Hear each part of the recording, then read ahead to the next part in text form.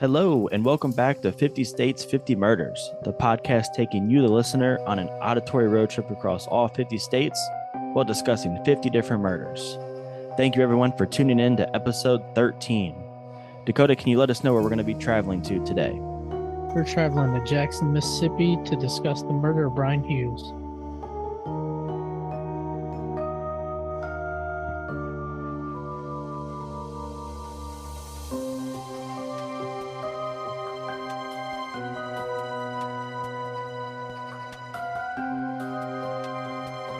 As always, I'd like to take this time to thank you, the listener, for tuning in each and every week. This week, we're going to be departing from Knoxville, Tennessee, and we are heading to Jackson, Mississippi. Jackson, Mississippi is not only the capital, but it is also the biggest city in the state. Knoxville, Tennessee to Jackson, Mississippi makes for a 6-hour, 449-mile drive. And as Dakota mentioned, this week we're going to be discussing the case of Brian Hughes. As we always do, before jumping into this week's case, let's take a moment to learn a little bit more about the state we're visiting, as well as some notorious murders from the state of Mississippi. Mississippi is nicknamed the Magnolia State. And this one's pretty straightforward. The nickname is in honor of all the magnolia trees that grow here in the state. Mississippi ranks third among all U.S. states in murder per capita. There's Oh 10 boy, point. Yeah, we have pumping another them top numbers 10. up. Another top 10, back-to-back top 10s in murder per capita. This one, Mississippi has 10.6 murders per 100K. Yeah, Jackson, Mississippi ranks up there for, again, we have another one of the dangerous cities in the world. Country. Sorry, we had Memphis and Tennessee last week. This week we got Jackson. For anyone unfamiliar with Mississippi, it's located in the southeast region, below Tennessee, above the Gulf of Mexico, to the right of Louisiana, and to the left of Alabama. Now, researching for Mississippi, Dakota, I feel like we both can agree on this one. This state, this episode proved to be pretty tough, pretty tricky. The history of the state's past, admittedly, is pretty dark. The current standing of this state is pretty bleak. And as far as what there is to do when you're in Mississippi, as you can guess, not a whole lot. Let's kind of briefly dive into the history. Around the time Mississippi became an official state, the Magnolia State was one of the richest states in America. Majority of the state's wealth was made from their vast cotton production. After the Civil War and due to major flooding in the region, cotton plantations were pretty much minimalized. Now, Dakota, listeners out there, feel free to connect the dots, if you will. But for whatever reason, before, rich, after, poorest state in America. And leading up to current day, Mississippi ranks 50 out of all 50 states when it comes to wealth. Not only is Mississippi the poorest state, but it also ranks at the bottom for both healthcare and education. So you can see how this was a pretty tricky week for me as far as trying to sell you on this state. And, I find it a challenge to try to like really sell these states and hopefully get a nice ranking from you. And this one's just, it's been a rough one for me. Not only with the all that, but Mississippi ranks at the top for issues such as diabetes, obesity, infant and neonatal deaths. And as a kicker, Mississippi has the fewest dentists per capita in all of America. So before I keep going, how are you feeling so far? What are you thinking? I'm thinking I messed up my ranking last week. Yeah, I like the blind ranking concept because it makes things a little interesting. But when you lock in a state for your last place before hearing all these states, it could throw a wrench in your plans here. But we're gonna keep moving along. So we have a state that was essentially built and funded from slavery, a state that's lost all its wealth after the Civil War, and this has pretty much continued up until current day. It's a state that seemingly struggled to advance, adjust, and modernize. When you look past its dark past and its current day struggles, you'd think there has to be at least some exciting tourist attractions, right? Some awesome places to see, maybe some neat things to experience, but sadly, not really. There's not a whole lot to do, not a lot to see. However, I am going to give you what I got. And as we mentioned, Tennessee already locked in your last place position on your weekly state rankings. So while Mississippi ranks last in a lot of major categories, one thing we know is that Mississippi will not rank last in Dakota's heart.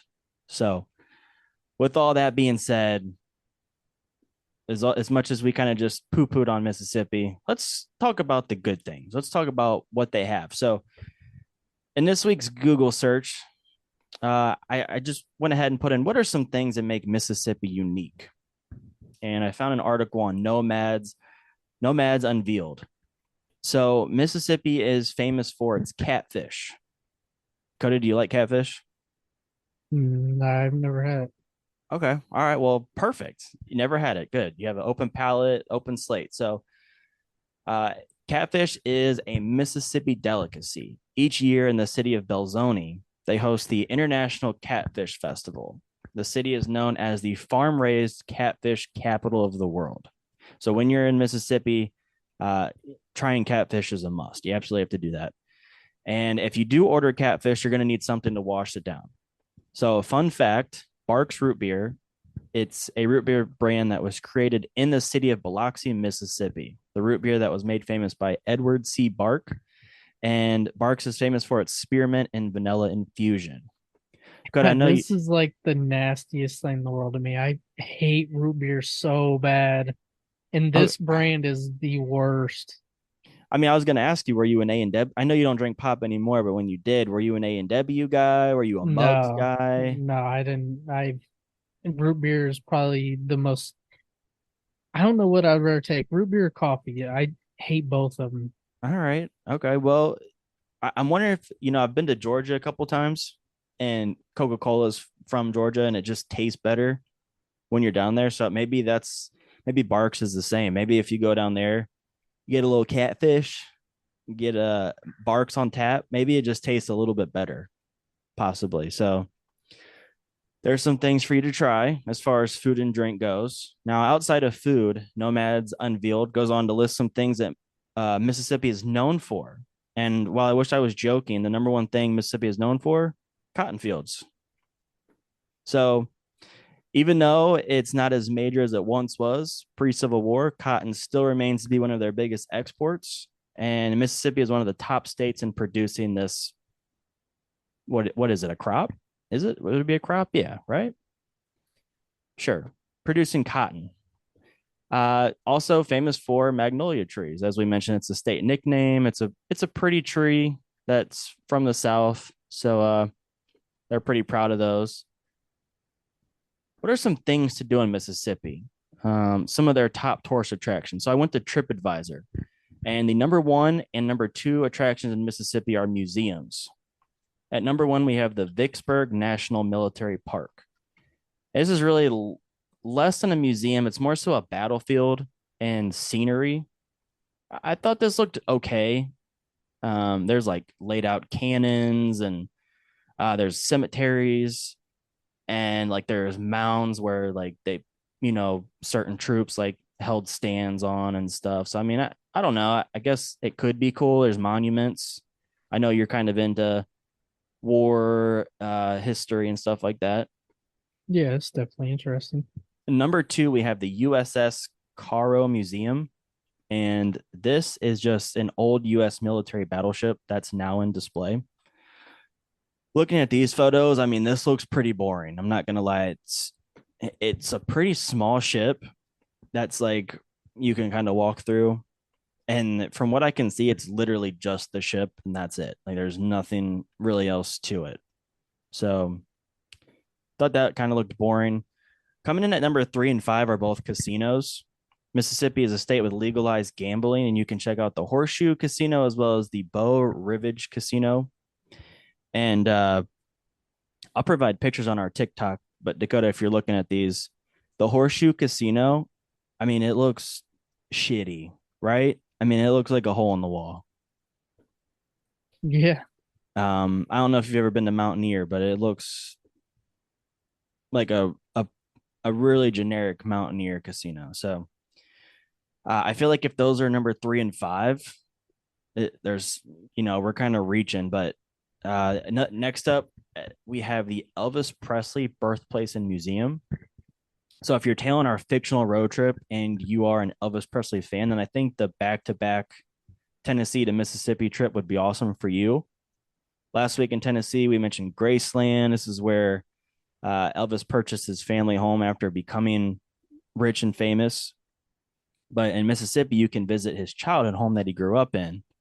And again, if you're looking at the photo, I mean, it's like dead ass just a shack. This is There's, basically a tiny home that you could buy off of Amazon for like 15, $20,000. yeah, exactly. It's just It's up on bricks? What the hell? yeah, it's up on bricks. I mean, from what I was reading, they restored it to make it look as much from that time as possible from when he was a child. And again, this is the number 4 thing to do in Mississippi. So again, this was a rough week here. Now, if you're a fan of the beach, going to the ocean, Mississippi does have several beaches along the Gulf Coast. From what I could see, they are pretty beautiful beaches. And for myself, I had to throw this one in there. I think this would be my favorite. If you're a fan of scenery or hiking, there's the Natchez Trace Parkway. It's a 444-mile recreational and scenic roadway. Along the roadway, there are plenty of different trails that you can hike. It's woodsy, again, it's just really pretty scenery, trees, forests. So yeah, I think if I had to pick something, that'd be my personal go-to is the Natchez Trace Parkway. But Yeah, there's 100% chance that your third picture, there are some alligators in there. oh yeah, definitely some 100% chance. alligators. Absolutely. Most certainly, for sure. So, all right, well, that's a little bit of the history of Mississippi, things to do, things to see. I apologize that it was underwhelming. I definitely did my best this week to try to make it spicy, but Yeah, you really sold the state for me. yeah, this was. I thought Rhode Island was tricky. By far, Mississippi has been the hardest state to sell thus far. So, um, that's all I got on my end. Now, let's switch gears here before we go into our case. As always, let's talk about some famous murders. I feel like we're gonna have a continued theme as we roll to this next segment. So, with all that being said, let's go ahead and jump into it. What do you got? Yeah, so you mentioned Mississippi was a state that was built on slavery. So you can imagine when slavery ended, they weren't too happy about it. So looking up famous murders is pretty much just a catalog of hate crimes. So number one on every single page is the Mississippi burnings. I'm not sure if you've ever heard about this, I have but it was not. a What a huge deal Yeah, I haven't in heard the of this state of one. Mississippi. So 3 civil rights activists were shot and burned, and their bodies were found over a month after they went missing. And there's a twist on this, though. They're civil rights activists, but 2 Okay. of them are white. Oh, okay. So that's during this time period. It was back in the 50s, 60s. That's what made this a big deal.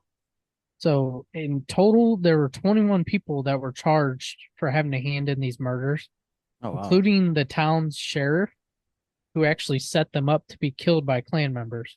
Oh, Um, yikes. they were down there for like a rally, and when they were trying to leave, the sheriff caught their plates and then pulled them over for speeding and put them in jail. Well, they're released, and then he gave their car information to Klan members, so they tracked them down and killed them. And Hmm. the craziest part about this, so it got a bunch of attention because there 2 of them were white. While they were looking for their bodies, they found 8 dead bodies of like black teenagers, and just it's insane that they didn't even mean to find all these people, but Oh, the just Klan were unintentionally not related to the. Okay. no, they weren't related to this case at all. They just happened to find them all Oh, in the wow. same area. These people were putting these bodies. Oof. All right. Mississippi burnings. Okay. And it looks like we're going to continue following suit here with our next one. What do we got next? Yeah, so most people know about the murder of Emmett Till, the 14-year-old boy who was murdered after being accused of harassment by a white woman. Carol Bryant, she was 21 at the time. She said that he said some stuff to her, and a mob went after and just beat the kid to death. Now, this lady waited 61 years to admit in a book that she lied about the whole thing. Ooh, So Emmett Till got killed for no reason. She actually just passed away 2 months ago at 88. did she? I mean, from what you're reading, I don't know if you got into this or seen anything. Did she? Was she like? Did she get in trouble for lying about it? Was she responsible for anything, or was it No, just kind of like? well, she waited 60 years, so the statute of limitation, I don't know what Yeah. that accounts for, but she was 82 at the time, so yeah, nothing happened to Okay. So her. they were just like, Yep, whatever. Okay. yep. And with all these memes going around with the submarine, we'll probably end up where Carol Bryan is now in hell. Right. Right. For sure. Yes. So I got a third murder for you. Okay. Donald Leroy Evans. He moved to Mississippi to escape some legal trouble in Texas. Uh, this is where he killed a homeless girl. She was only, I think, 14 years old. He was sentenced to a death penalty, but in exchange for life in prison, he admitted to a lot more murders. He claimed to have over 70 victims in 22 different states. He was only able to be tied to two of them in Florida, but nonetheless, they took the death penalty off the board. But justice was served 8 years after in prison when a fellow inmate stabbed him to death in the shower. Ah, good old justice. Yeah, so something very interesting. I don't know if you're on this side TikTok, but I'm on former prisoner TikTok. Oh, the old prison talk. Not prison talk where they're in prison Okay. doing TikToks. It's former convicts that are talking about their time in prison. Okay. So they're out at this point. Yeah, Okay. yeah. So it's Okay. very interesting to listen to. Most people just ask them questions about like what happens in prison, and every time a new case or something happens, they ask what's going to happen. So this guy right here got stabbed by an inmate because he killed a 14-year-old girl. So prison inmates, they hate that shit. They do not mess around when it comes to kids. That's why like Jeffrey Dahmer got beat and all that because he killed underage kid. Um, so I think it was about 2 weeks ago, the kid or the guy who executed his kids Yes. in Ohio. You know what Yep. I'm talking about? Yep. Horrible story. But one of the guys that I it always comes up, they asked about him and pretty much confirmed he's gonna get it when he gets to prison. So it might not be soon, but it might My, be just like this guy. yeah. eight Yeah. Yeah. years later, they're gonna get him. They're Might gonna not be kill the him. first day or the first year, but okay. Nope, they're gonna kill him, and the officers inside are pretty much gonna cover it up. So we might never hear about it. Well, hey, prison justice. Gotta love it. All right. Well, that's the history, the current standing, and then on top of all of that, I have some infamous murders from the state of Mississippi. And with all that being said, let's go ahead and jump into this week's case. June 3rd, 2004, Alicia Hughes was lying in bed a little after 11 p.m. with her kids when she said there were some loud popping sounds that woke her up. Following that, the home's security system sounding off. When she went to check what was going on, she found her husband, Brian Hughes, laying on by the couch in a pool of his own blood. Brian had been shot 6 times by a 45 caliber handgun. Brian Hughes was a Air Force veteran who would only spend a few years in the military before starting his civilian life. This would include working with his dad at an automobile electrical supply plant, and he also was married to his wife Alicia for 5 years. They had two kids. Brian and Alicia met when they were just 17 years old in high school. Brian was the funny, outgoing guy, and Alicia was the pageant queen. These two had plans to spend the rest of their lives together early on. They started this journey by going to the same college, the local University of Jackson State. But after just 1 year, Brian changed his mind about college and dropped out to join the Air Force. However, Alicia wanted to fulfill her dreams of being a teacher. So, with the changing of these plans, the two decided that it was simply in their best interest to just go their separate ways. Their on again, off again relationship rekindled almost 5 years later when Brian got out of the Air Force and moved back to Jackson, where Alicia got her master's as well as a teaching job. 10 years after meeting, the couple had tied the knot and married in 1999.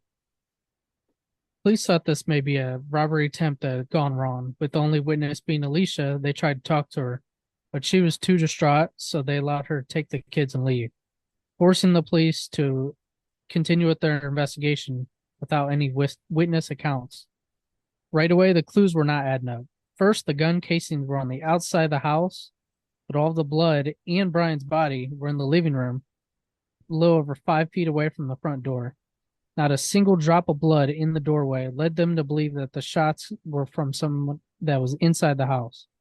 Detectives started to search the rest of the household, where they found a gun holster under the couple's bed, but it was empty, but then it was also made for a 45 caliber handgun. Following morning, police brought Alicia in for questioning to get her whole story. She had heard the popping of, and then she heard the alarm. So she got out of bed to turn the alarm off, but couldn't remember the code. So then she went downstairs where she found her husband laying on the ground. Now, at first, her belief was he was drunk and passed out because he spent the night out with his brother. It wasn't until she actually touched him that she felt the blood. From there, she crawled to the front door and kicked the door closed, not knowing if the gunman was still out there. Upon leaving the station, her hands were tested for gunpowder residue. Now, the case had no new clues until February of 2005. And this was now 8 months after the murder. And this was when the test came back positive for gunpowder residue on the back of one of Alicia's hands. That's insane. Why did it take so long? 8 months. 8 months for a to get that gunpowder back. test. Yeah. That does seem very extreme. Now, we did mention that Jackson does experience a lot of murders. Mississippi is third per capita. So maybe they just have a lot of different tests, a lot of different cases going on at once, possibly. But nonetheless, I agree. 8 months is extremely long time. So Alicia had originally claimed that this was from when she touched him. You mentioned that she reached down, touched him, and felt the blood. And this is when she claimed that the gunpowder residue became part of the back of her hand. However, the issue with this is the only way a person can get gunpowder on the back of your hand is by either one, being extremely close to the gun upon the firing, or two, simply being the one who held and fired the gun. Alicia was arrested on March 8th, 2005 for the murder of her husband. During the trial, prosecution claimed that Alicia had shot Brian because he was having an affair. So you mentioned there was no witnesses. They did have a witness come forward. Their witness was Brian's mistress, who confirmed their relationship. Now, she also went on to mention that she was on the phone with Brian around the time of his death, right before he had to hang up, and he mentioned that he had to go because his wife, Alicia, was with him. Yeah, so they had like a code. When his wife was around, he would say something, and that would just confirm that she was around, and they would end the call right there. Which that's a little suspicious if you're his wife. My water's boiling.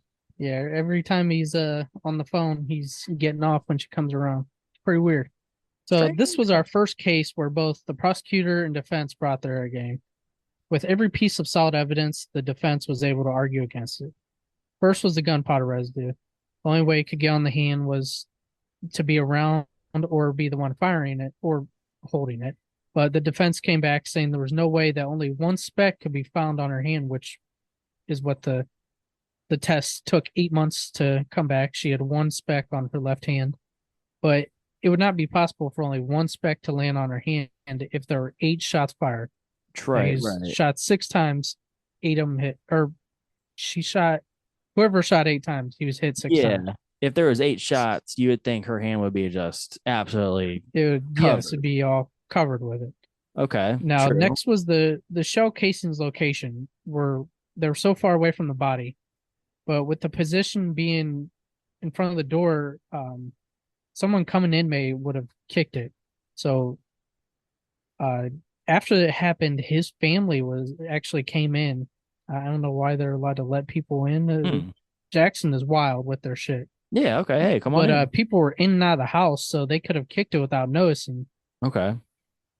Sure. Also, the holster was for the same exact type of gun. It was under the bed, but since there was no murder weapon, it was inconclusive. So all of their evidence was turned into inconclusive by the defense, pretty much. Okay. All right. So we had a good head-to-head, back and forth battle here in the courtroom. With all that being said, however, on January 9th of 2007, Alicia was in fact found guilty of first-degree murder, and because of this, she was sentenced to life in prison. Now, Dakota, 12 episodes in, the trial and sentencing. This is usually where our story comes to a conclusion. And then I ask you to give us your ranking on the state that we just discussed. However, this story does not come to a close just yet, as this was not the end of things. So after a month of after sentencing, Alicia's attorneys petitioned to get this conviction thrown out. Her attorneys claimed that the jury for this trial was unfairly selected. Alicia was a black woman on trial for murder. However, the jury only included two black women. This was deemed and argued unfair. Thus, we have the petition. Never before has a judge agreed to an unfair jury selection in the state of Mississippi. There's always a first for all things, and the judge for this case did just that. He ruled that this specific jury was in fact selected unfairly. Due to this ruling, the case was now reopened. After 5 weeks in jail, Alicia was released on a $150,000 bond, and the second trial started 9 months later. This time, the courtroom was very different. A lot of the jury were black females, and she was able to bring in some high-powered lawyer help. Dennis Sweet, he was a guy who won cases against some very high-profile companies for parts in customers' deaths. So he's had multiple against. He had one against Ford, some household company, and these both combined for over $200 million. That's what was settled on. So in total, his four top cases were over $300 million in winnings. Wow. So this guy does not mess around. He was able to bring in some neighbors that heard cars speeding away after the alarm was heard. So the door is wide open, so the alarm was heard throughout the neighborhood. So I'm not sure why they didn't bring neighbors in earlier, but Right. this guy brought them in. And then he got the police to actually get up on the stand and admit that the crime scene was contaminated. With all the people coming in and out, they're tracking Yeah. DNA, they're moving the casings, all that. He actually got the police to get up there and admit this. Yeah. A little family So reunion going on. right, right. He's just laying there dead, and his family's just coming in chilling. Hey, what's up, Jason? Come on in. So in November 2007, the jury found Alicia not guilty in her husband's murder, and she was set free. Although Alicia was fired from her job during the first trial, she hoped to take her kids to a new state and start her life over. Okay. So originally found guilty, uh, later after petitioning an unfairly selected jury, judge ruled in her favor. Great lawyer came in and was able to sway the jury and to find her innocent of the murder. So at this time, there really hasn't ever been anyone else found guilty of this murder, correct? Nope. There was another part of this. In 2010, his family actually filed a wrongful death suit against her, Okay. even though she was found innocent. Sure. So, as you can imagine, they didn't win that. Right. Right. Okay. So, I mean, just in your personal, non professional opinion, after discussing that case and doing some research on your end, do you personally feel like she did, in fact, murder her husband, or do you think it was someone else? I do. I think it was her. It didn't make sense that she heard the popping noises and then the alarm. Hmm. So you would think the alarm would go off first because Right. someone's breaking in. Right. Yeah, that's a good point. And then if he was shot, if it was a robbery, if someone was coming in the house and he was shot 6 times, how the hell would he have? It all comes back to alarm. The her story is messed up. Hmm. All right. Well, I guess due to double jeopardy, if she was found innocent, then I guess that'll pretty much conclude that case if she was in fact the murderer. Yep, she ended up. Well, her plan was to move cross country, get away from Mississippi since she spent her whole life there. So she's on the West Coast right now, living her life. Okay. All right. Well, I do think it's kind of interesting in a way that, we discussed a state today that's got some history as far as racial tensions, discriminations, and infamous murders. And then we have this case where, it almost was in her favor due to the race. And, there wasn't, there's only two black women. So because of that, they're able to get it restarted. And I don't know, it almost like it kind of benefited her this specific time. So kind of an interesting full circle episode here today. But with all that being said, our case, a recap of the state of Mississippi, all things discussed. I got to be honest. I'm leaving the ranking up to you. If I had a list, this might be my bottom, my last place state. But Tennessee's already filling that spot for you. So with all that being said, I'm gonna throw it over to you. Let me know what you think about the state. Anything that interests you, something you'd like to do, maybe I missed, and ultimately, where does Mississippi fall on your list? Okay, so you definitely did a horrible job selling Mississippi to me. I could tell early on that this was going to be your personal 49, Yeah. but I actually did take some things from there that I liked. So Okay. you mentioned the uh the old battlefields, Yep. Vicksburg National Military Park. That's very interesting to me. That's kind of like another Gettysburg, which I've never Yeah. been to, Yep. unfortunately, even though it's one state over. Um, so yeah, I'd like to go there. Uh, the ship thing, not so much, even though in a different state, I will talk about a museum that I want to visit that is just a ship. Okay. Okay. Don't forget about the catfish. Yeah, I don't give a shit about the catfish or the root beer. Okay. And Elvis's childhood home. I don't really care about that.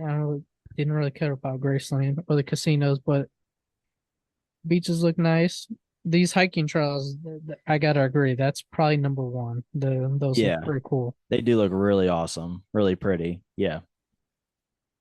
Now I wish I wrote down my own rankings, but uh I think I'm gonna have to go 42 here 42. Okay. All right. There we go. because there's a 42. little bit to look at. So there's one place that I have been wanting to visit, but you just talked me out of it. Okay. What's that?